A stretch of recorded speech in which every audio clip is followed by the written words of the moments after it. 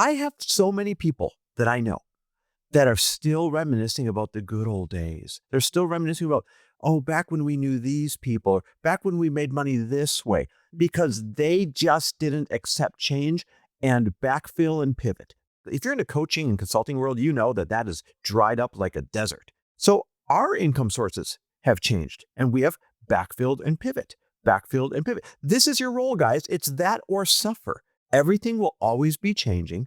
And you play a role in preserving it while you got it and knowing you won't have it forever and taking action when you don't.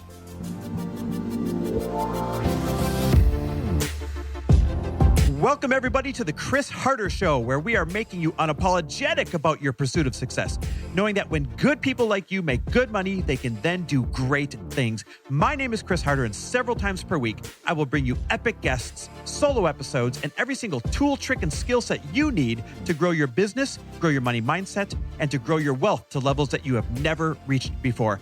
I've ended up in a unique place in life where I've got the experience, the connections, and all of the secrets that it takes to be successful. And I'm lifting the curtain to reveal it all to you in an effort to help put you in a position of abundance so great that you can then be as generous as possible. So let's lock arms and let's get started.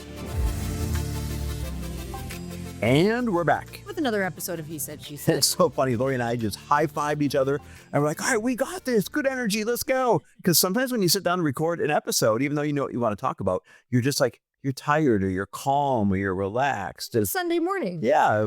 In our case, it's a Sunday morning. We just walked the boys. It's hot out. We just finished another coffee and a shake. I'm just like, oh, shoot, we got to record a podcast.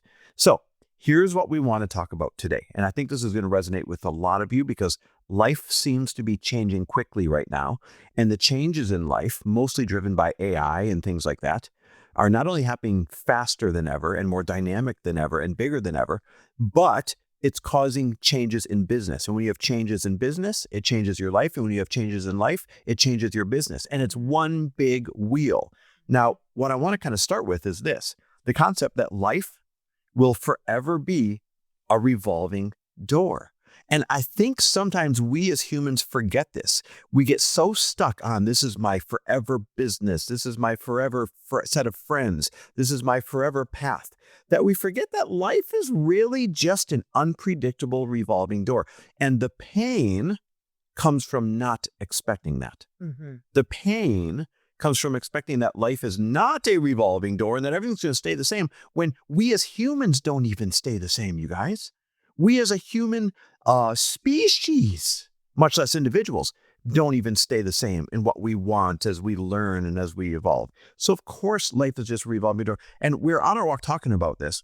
And as we kind of reminiscing with Lori, I'm like, I remember growing up, my parents had a few sets of best friends. And I mean, they were ride or die best friends. I remember when we were living in Sturgeon Bay, Wisconsin, the ride or die best friends of my parents, they were named the Mackeys, and they were this wonderful family. And not only were our parents best friends, but then, my brother and I were friends with the kids.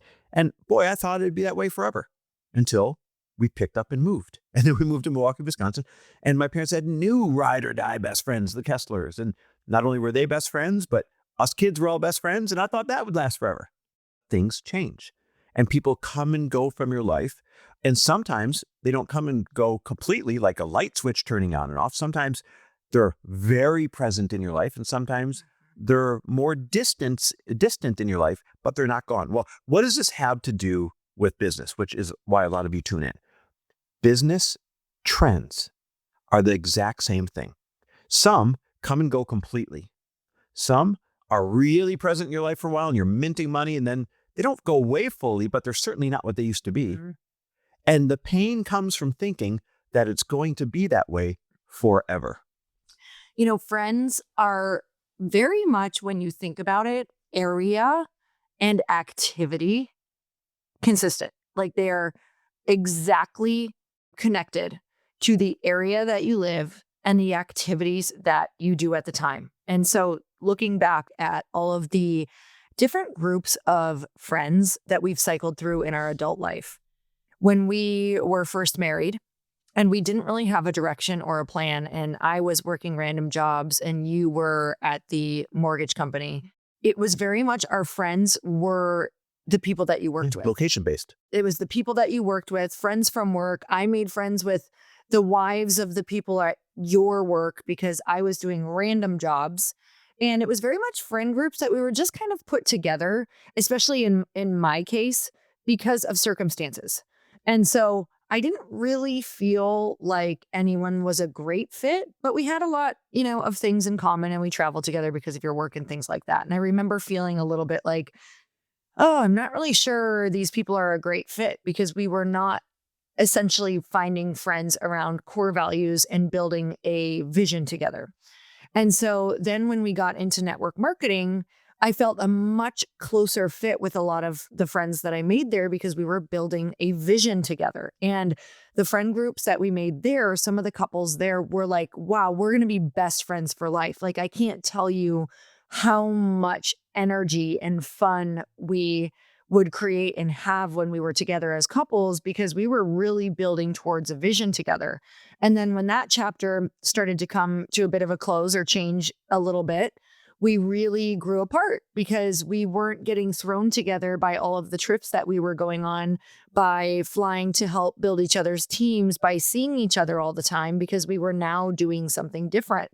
So it was like a painful thing, but also when you are pivoting and moving into other areas, it pulls you apart location wise, it pulls you apart activity wise, and you're just not getting thrown together as much. When you think about it, it's like, that's why people are, you find a lot of your best friends in school or in your sports or in your college or that you're roommates with, is because it is truly based around exactly what you're doing and what you're building towards. And so I think that the hardest part of all of this is having the expectation that you're going to carry these friends for life.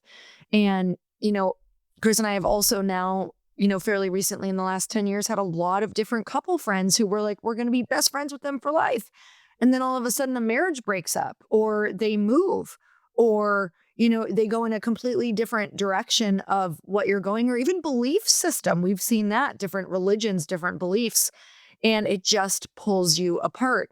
And one of the most, I think where, you can get extremely, like Chris said, you can either go one way or the other.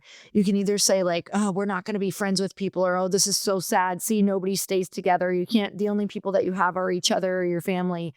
I don't ever want to get to that place. I always want to be creating new friends for exactly where I'm at, with the hopes that we'll be friends for life, but not with the expectation that we will have to be friends for life. It's really made me savor the moments more with people of like, you are such a fit of a friend for me right now. I'm so grateful for this. Yeah. And so guys, what is the analogy here? Same goes for your business.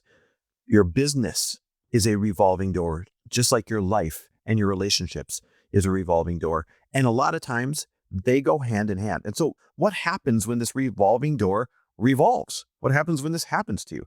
Well, here's the role that you play in it. Number one, you're supposed to enjoy it while you have it, right? Got a great friendship you love? Enjoy it while you have it.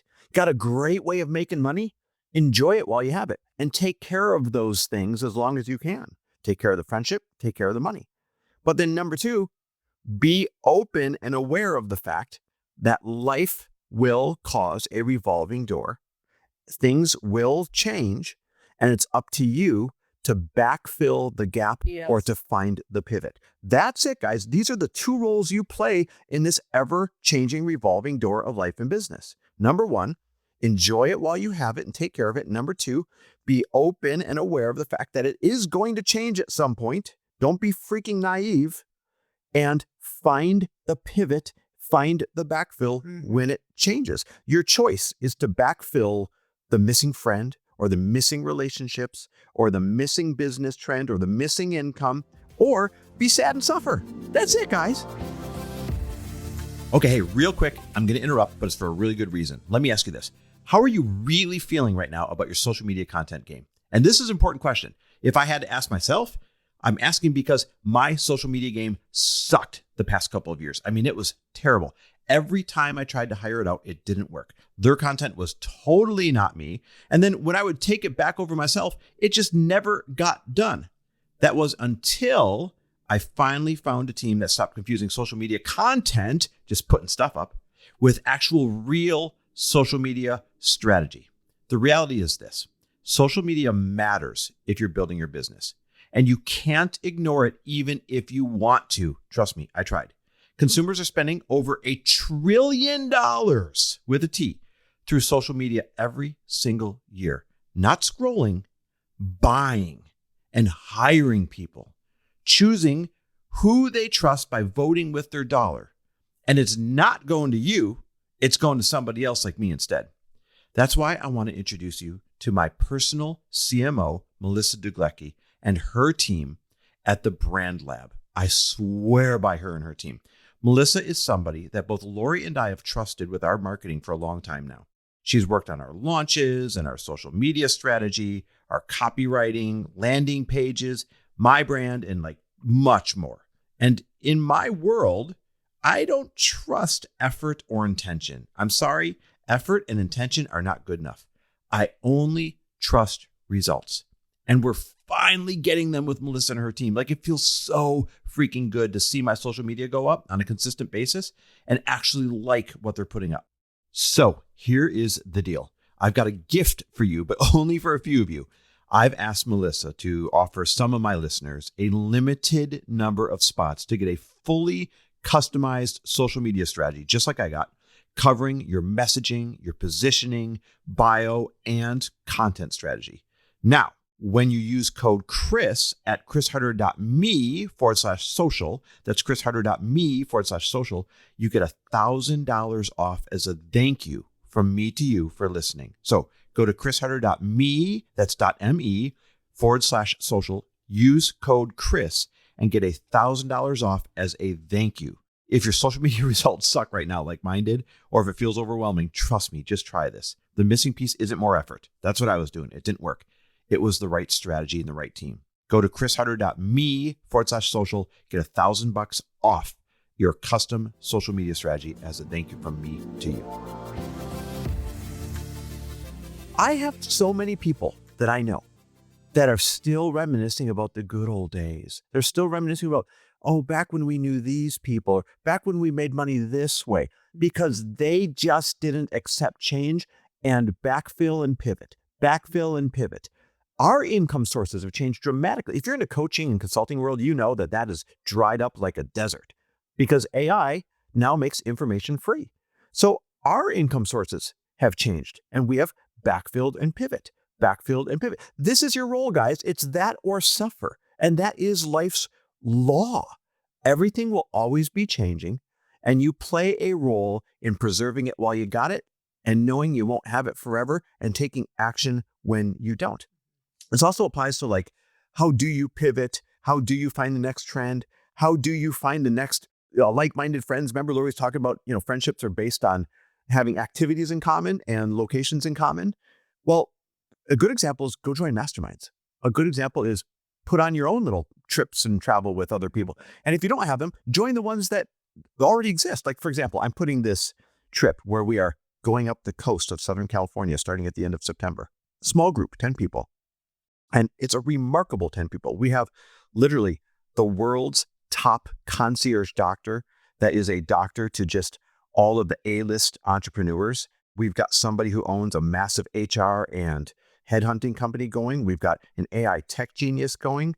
We've got an incredible woman who owns several brick and mortar boudoir photography locations, but then also raised a great big private lending fund. How badass is that?